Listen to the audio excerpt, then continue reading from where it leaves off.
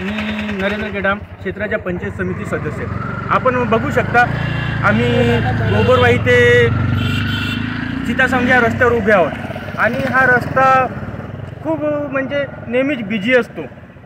एकीकडे गोबरवाहीकडून चिखला माईन्सला गाड्या जातात तर दुसरीकडे चांदपूर देवस्थान हा जो क्षेत्रातला खूप मोठा देवस्थान असल्यामुळे इथं दररोज सैकड़ो भाविक ये जा करतात आणि हा जो रस्ता म्हणजे ह्या रस्त्यावर वाहतूक करणे म्हणजे जीवघेण्याचं होऊन गेलं आहे। एकीकडे हा रस्ता खूप म्हणजे निरुंद आहे तर दुसरीकडे रस्त्यात ठिकठिकाणी खूप मोठे मोठे खड्डे आहेत।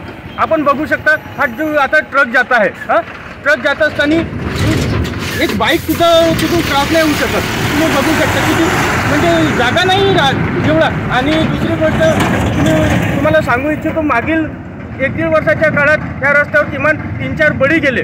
मग यांचे जिम्मेदार कोण? त्याकरिता मी मागील 1.5 वर्ष अगोदर आमच्या क्षेत्राचे खासदार माननीय सुनील भाऊ मेंढे तसेच आमदार साहेब राजूभाऊ कारेमोरे यांना निवेदनही दिलो, तसेच PWDला वारंवार संपर्क साधलो, तरी पण या रस्त्याची आतापर्यंत डागडुजी नाही झालेली आहे।